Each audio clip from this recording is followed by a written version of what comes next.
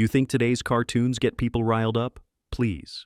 The 1970s was the undisputed Wild West of Saturday morning animation, when network execs would greenlight literally anything, no matter how jaw-droppingly controversial or completely out of touch it was. Some of these classics would barely survive a single pitch meeting in 2025. Are you brave enough to relive the weirdest, wildest, and downright most questionable cartoons ever unleashed on unsuspecting children?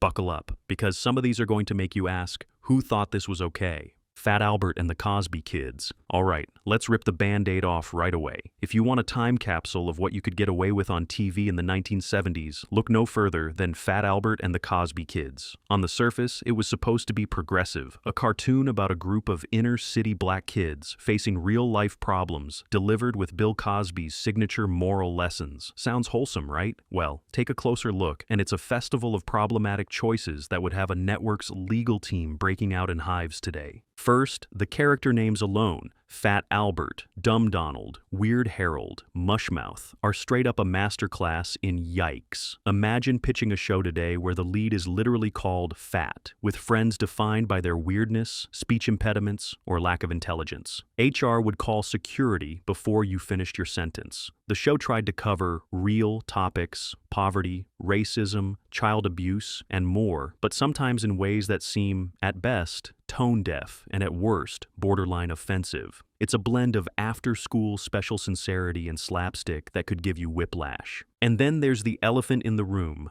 Bill Cosby. In the 1970s, he was America's favorite sweater-wearing dad figure. Now, his name attached to any show is a PR nightmare. No matter how groundbreaking that show was in its day, Fat Albert tried to teach positive messages, but the delivery was sometimes so heavy-handed and the characterization so broad that even fans from back in the day squirm watching it now. Yet here's the kicker. For all its flaws, Fat Albert ran for more than a decade and even scored an Emmy nomination. It genuinely tried to introduce kids to the messiness of real life, a revolutionary idea at the time. But there's just no way any executive would risk the lawsuits, think pieces, or hashtag storms that would erupt if something like this debuted today. Instead, it's a relic, one that's both weirdly ahead of its time and hopelessly stuck in it. Hey, hey, hey, or maybe just no way, no way. Hong Kong Fooey. What do you get when you cross 1970s martial arts mania with a talking dog who solves crimes in his spare time? You get Hong Kong Fooey, a show that, on paper, sounds like peak Saturday morning fun, but is actually a textbook example of everything that's wrong with cultural appropriation in kids' TV. This is one of those cartoons that only could have existed in an era when being wacky apparently meant mining entire cultures for punchlines. Let's start with the basics. Hong Kong Fooey is a bumbling janitor dog named Penry Pooch, who transforms into a supposed martial arts superhero, complete with a mock Asian accent and a laundry list of kung fu cliches. The whole show is a greatest hits parade of stereotypes, mishmashed Eastern philosophy, fortune cookie wisdom, and sound effects that would make Bruce Lee spin in his grave. Never mind that the martial arts in question seem to consist mostly of tripping over mops and crashing into filing cabinets. The real gag is, of course, that he's terrible at everything, except making a joke out of an entire culture for a cheap laugh. And if you think this was just a product of its time, think again. Even in the 70s, some critics raised eyebrows, but the show was a hit, syndicating everywhere and spawning a ton of merch. It was voiced by Scatman Crothers, whose voice is a legend in animation, but the scripts gave him little to work with besides slapstick and pseudo-Chinese proverbs that'd get you canceled off Twitter before the first commercial break today. The wildest part? Kids ate this up. Hong Kong Fooey lunchboxes, costumes, and action figures were everywhere. Network execs couldn't get enough. But you look at it now, and it's like a fever dream of casual racism, played for laughs, with a theme song that's somehow both catchy and cringeworthy. Even the name would send a modern standards and practices department running for cover. In short, Hong Kong Fooey is the kind of cartoon you show people when you want to prove just how different the world was, when exotic meant funny and nobody was checking for nuance. It's zany, it's absurd, and it's exactly the kind of show that would get thrown out of the pitch room and probably the building today. Sorry, Fooey fans, this one's never getting a reboot. The Jackson 5. Now, imagine this. It's the early 70s, and Motown is everywhere. Michael Jackson is barely old enough to drive, but he's already a pop culture supernova. So what do TV execs do? Naturally, they greenlight an animated series starring the Jackson 5, except nobody thought to ask, should we? The Jackson 5 is a fever dream of pop music, psychedelic animation, and the kind of industry shenanigans that would trigger a social media apocalypse today. On one hand, this cartoon was historic. It brought a black music group into millions of living rooms at a time when representation was still a rare thing on Saturday mornings. But on the other hand, the show's treatment of its stars was, let's call it, clueless at best. The animation, by Rankin Bass, went wild with groovy stereotypes and psychedelic backgrounds, but didn't actually use the Jacksons' real voices. That's right. The world's most famous brothers were lip-synced by white voice actors putting on hip personas while the actual Jackson 5 were out on tour. No, really. But wait, it gets weirder. The show's plot lines bounce between fantastical adventures, nonsensical slapstick, and music video dream sequences that would give anyone motion sickness. Michael is usually cast as the innocent genius, while the others are lovable bumblers. Pet mice, talking snakes, why not? Cultural accuracy, forget about it. The most cringeworthy episodes are like a crash course in how not to write black characters for TV, even as they tried to promote a message of positivity. And let's not forget, this all happened without the Jacksons' creative input. They had almost no say in how they were portrayed, what they said, or even which songs played in the background. If someone tried this now, there'd be lawsuits, TikTok callouts, and a change.org petition before the first episode even aired. But here's the twist. Kids at the time loved it. The Jackson 5 became a hit for 2 seasons and reran for years. Still, it's a cultural artifact, a disco ball relic from an era when celebrity image, race, and storytelling could be mashed together with zero oversight. There's no way a network would risk this kind of unfiltered adaptation now, not unless they had a very good lawyer on retainer and a much better plan. Super Friends. Wholly questionable choices, Batman.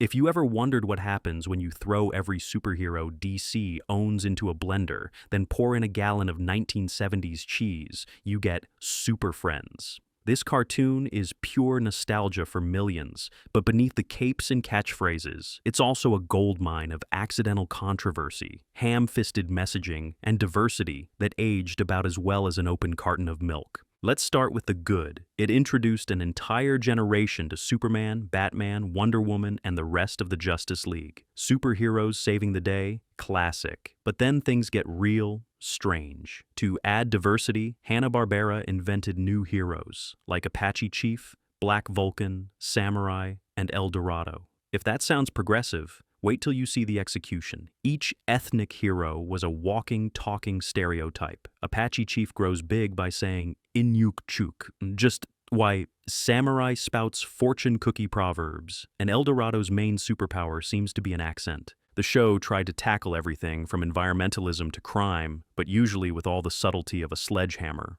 The moral lessons delivered like a brick to the face.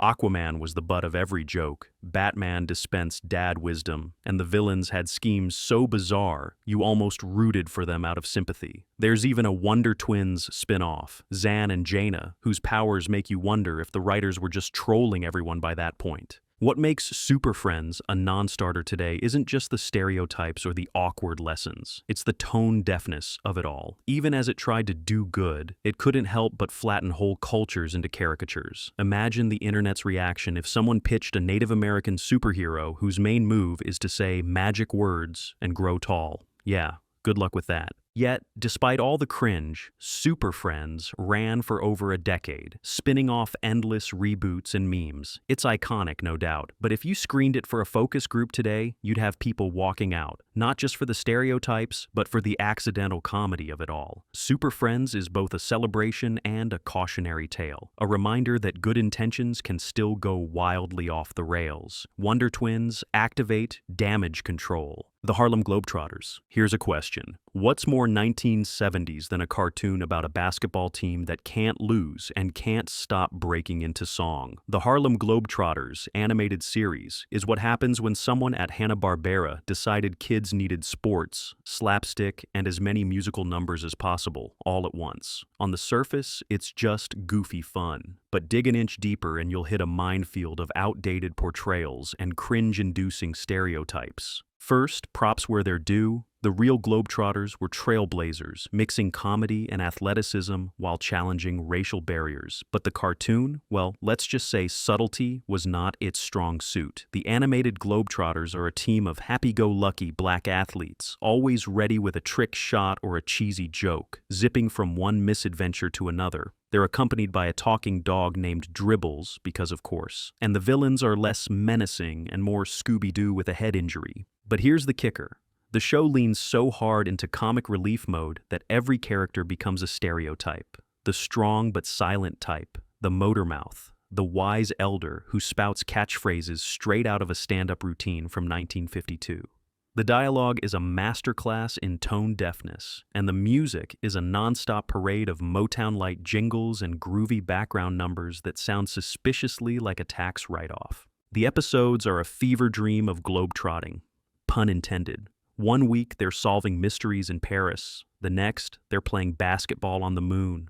There's rarely any plot, just a string of set pieces for jokes, tunes, and pratfalls. And if you're waiting for the Globetrotters to actually play basketball, good luck. They're more likely to foil a jewel heist or outwit pirates with a basketball than shoot actual hoops. If someone pitched this show today, you'd have every advocacy group at your door, wondering why their culture had been reduced to funky background music and catchphrases. The only lesson here is how not to handle representation, especially when your main defense is, but look, they're singing. The Harlem Globetrotters is a time capsule of an era that meant well but missed the mark so wildly it landed somewhere in the stands. Speed Buggy. You know that feeling when someone pitches a cartoon and the entire premise is basically, what if Scooby-Doo, but with a car, and the car can talk?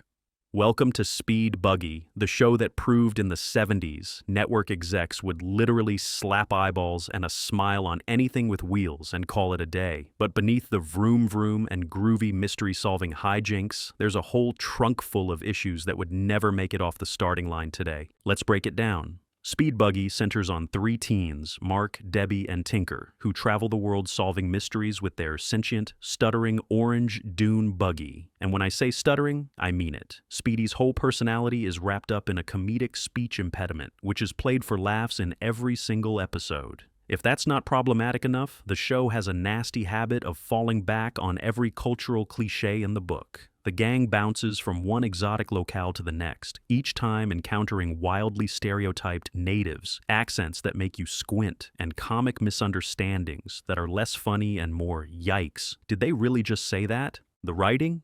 Formulaic to the point of parody. Speed Buggy is always accidentally foiling the villain, usually by bumbling into something or sneezing at the right moment. The humor is slapstick on autopilot, but every once in a while, they'll throw in a joke or side character that would trigger a social media storm today. Tinker, the mechanic with a heavy Brooklyn accent and a fixation on snacks, is just a hair's breadth away from being a walking stereotype himself. Yet here's the plot twist. Speed Buggy was a hit in its day, running in syndication for years. Kids loved the silly antics, and the theme song is still a banger. But imagine pitching this now. It's Scooby-Doo meets Herbie, but with way more cringe. And watch the HR department have a collective panic attack. The bottom line? Speed Buggy is a relic of an era when cartoon logic overruled cultural sensitivity and a goofy voice was enough to build a franchise. Fast, sure. Appropriate, not a chance. Wait till your father gets home. If you think The Simpsons invented the dysfunctional animated family, let me introduce you to Wait Till Your Father Gets Home. This one's for the deep-cut cartoon historians, a primetime animated sitcom that's part All in the Family, part fever dream, and all kinds of controversial. Imagine a show where the big laughs come from casual bigotry, paranoia, and an endless parade of back in my day rants, all aimed squarely at the changing America of the 1970s. Sound like a ratings bonanza? Sure did for about 5 minutes. Meet Harry Boyle, the original grumpy, conservative cartoon dad, constantly at war with his liberated wife, counterculture kids, and, of course, the neighbors. The humor is pulled straight from real-life culture wars. Harry rails against hippies, feminism, civil rights protests, and anything else that might upset the delicate order of his middle-class suburban world. His neighbor, Ralph, is a conspiracy-obsessed ultra-right nutcase who spends his time building bomb shelters and ranting about foreigners. Yep, this was a show for kids, or at least that's what the network thought. To its credit, Wait Till Your Father Gets Home tackled issues that no other cartoon would touch: politics, divorce, racial tension, and generational conflict. But the way it tackled them? About as subtle as a sledgehammer to the kneecap. The satire is so broad it makes Archie Bunker look like a diplomat. Jokes about women's lib, race, and sexuality are played for big laughs with zero filter. Watching now, it's less ha ha ha, so true, and more yikes, who approved this? The wildest part is that this was produced by Hanna-Barbera, the same people who brought you The Flintstones and Scooby-Doo. But while those shows played it safe, Wait Till Your Father Gets Home went all in on controversy, making it both ahead of its time and impossibly dated. Try reviving this formula today, and you'd need to replace half the script and issue a public apology before the first episode airs. Bottom line, Wait Till Your Father Gets Home is the lost ancestor of adult animation, loaded with social commentary, questionable jokes, and enough cringe to fill a vault. It's a show that reminds us not everything edgy ages well. Some things are better left in rerun limbo with the bomb shelter door firmly closed. The New Adventures of Mighty Mouse and Heckle and Jackekal. Take two of the most mischievous cartoon icons from the Golden Age, give them a 70s makeover, and you end up with The New Adventures of Mighty Mouse and Heckle and Jackekal, a show that, if aired now, would have parents' groups lighting up the complaint hotlines before the first commercial break. On paper, it's harmless fun. Mighty Mouse saves the day, while Heckle and Jackekal, the wisecracking magpies, outwit everyone. In practice, it's a masterclass in How to Get Canceled 101. First up, the animation is pure 70s schlock, cheap, recycled, and at times so rough it looks like the cells were inked on a moving bus. But that's not what would get this show shut down today. The real issue is the content. Heckle and Jekyll's brand of humor is built entirely on trickster stereotypes, with gags that borrow heavily from old vaudeville routines, ethnic voices, and slapstick that crosses the line from zany to mean-spirited more times than you can count. Then there's the villain roster. Watch a handful of episodes, and you'll spot every problematic trope in the book: outdated depictions of rural folk, savage islanders, cowardly foreign villains, and more. The writers seem to have had a standing order. If it was funny in 1945, it's still funny now, right?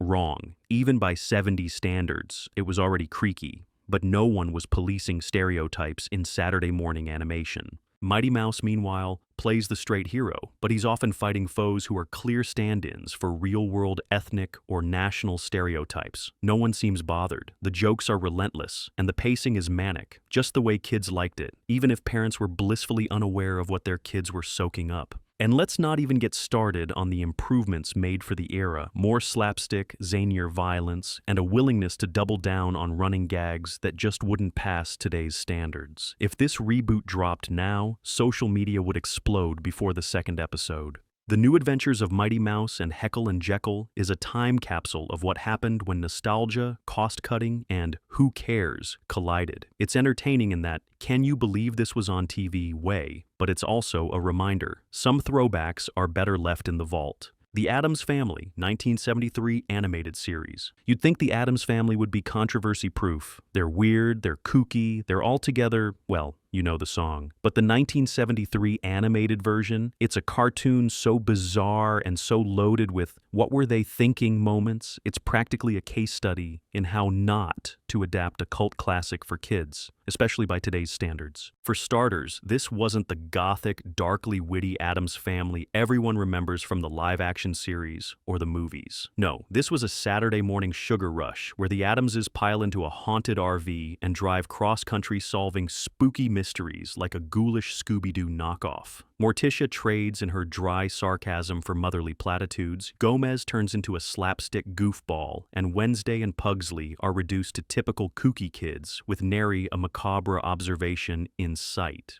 But what truly puts this version in the would never air today category is the show's gleeful disregard for, well, everything. Each episode is a masterclass in cultural insensitivity. Everywhere the Addams family goes, the locals are reduced to broad, outdated stereotypes, from bumbling natives to clueless hillbillies. The show leans hard into slapstick violence, explosions, electrocutions, whippings, none of which is played for actual horror, but rather cartoon giggles. If you're expecting clever black comedy, forget it. It's all pratfalls, wacky sound effects, and the occasional deeply cringeworthy, exotic caricature. And let's not forget the life lessons, which tend to boil down to, it's okay to be different. Unless you're really different, then just out-weird everyone until they accept you.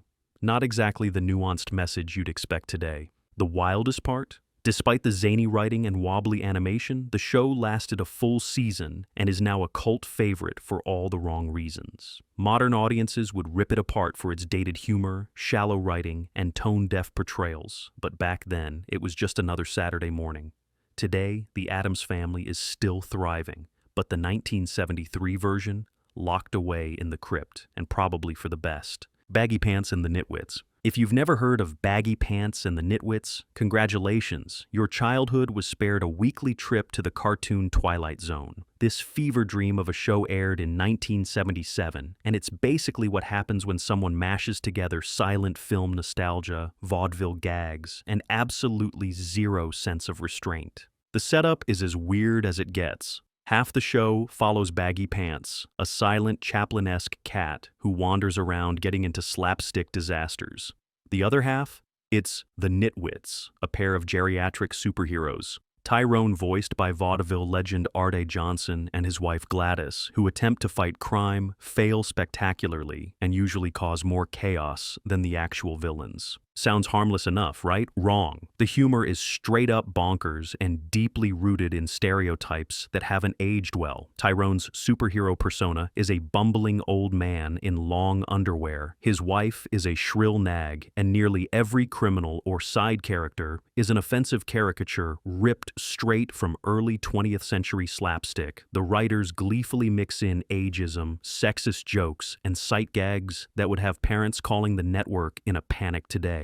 The animation itself is equally jarring. Baggy Pants' segments are almost wordless and rely heavily on slapstick violence that makes Tom and Jerry look gentle. The Nitwits, meanwhile, are an onslaught of wacky voices, nonsensical ethnic jokes, and costumes that look like they raided a discount Halloween bin. The superpowers are played entirely for laughs, and most of the time the lesson is, old people are clueless, criminals are buffoons, and chaos always wins. Why did this exist? Simple. In the 70s, networks were desperate to fill Saturday mornings, and nostalgia for silent film and vaudeville was apparently seen as a goldmine. Spoiler alert, it wasn't. The show limped through one season before being put out of its misery, but its legacy lives on as a cautionary tale. Just because something is wacky doesn't mean it's timeless. In short, Baggy Pants and the Nitwits is a perfect storm of tone-deaf humor, lazy animation, and cartoon logic gone wild.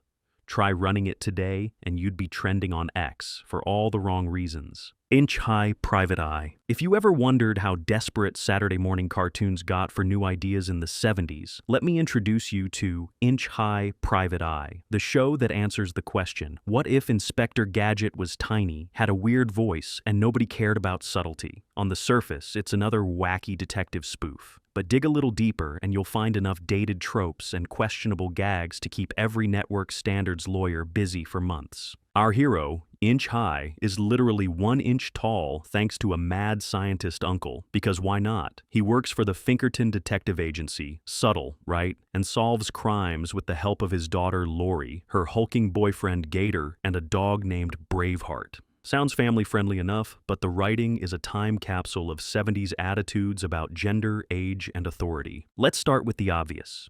The main character's funny, high-pitched voice, supplied by Lenny Weinrib, is played for laughs at every turn, often veering into mocking, shrill territory that would never fly today.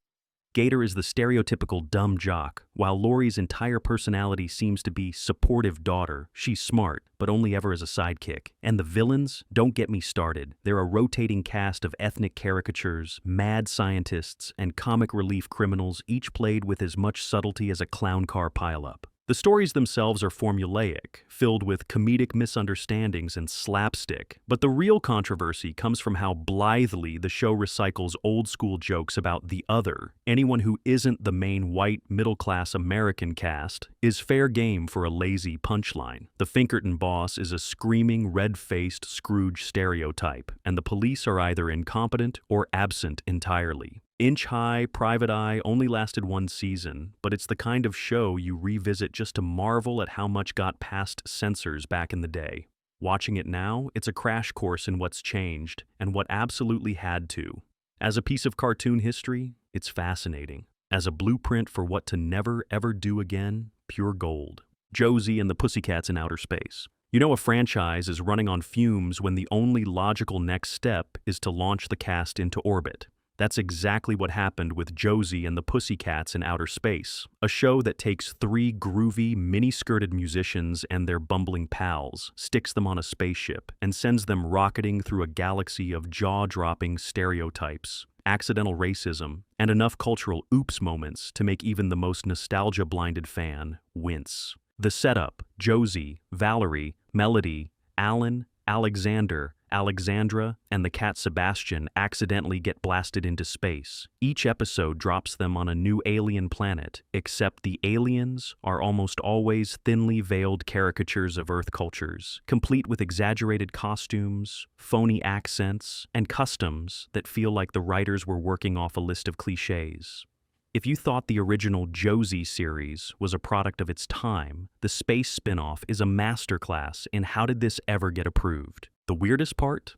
Valerie, one of the first black female cartoon leads, is often sidelined or given lines that are as tone-deaf as a broken guitar. The show can't decide if it wants to celebrate diversity or just use it for easy gags, and most of the time, it does the latter. Meanwhile, the rest of the cast gets into one ridiculous mess after another, usually escaping danger with slapstick, a song, or some wacky gadget that would make James Bond ask for a rewrite. Let's not forget the villains either. One week it's a tribe of savage plant people. The next, it's a warlord straight out of a spaghetti western, all wrapped up in a bow of Hanna-Barbera sound effects and background music that could double as a disco workout tape. Every planet is an excuse for a new stereotype, a new groan-worthy pun, and a new reason why this show would be a PR nightmare if it aired today. But here's the wild twist. Josie and the Pussycats in Outer Space is still kind of beloved. There's a cult following that remembers the catchy tunes, the groovy fashions, and the sheer WTF energy of the premise. It's a time capsule of what networks thought kids wanted, with absolutely zero awareness of how it would play decades later. Reboot? Not a chance. This one is locked in the vault, and that's probably where it belongs. So, there you have it, a hall of fame for cartoons that make you laugh, cringe, and maybe even question reality. The 1970s was an era when anything could get animated, for better or way, way worse. Which of these would spark the biggest uproar if it debuted today? Did we miss your favorite disaster? Sound off in the comments, smash that subscribe button, and share your own picks for the most gloriously controversial cartoons ever. Because if history teaches us anything, it's that the weirdest stories are always the hardest to forget.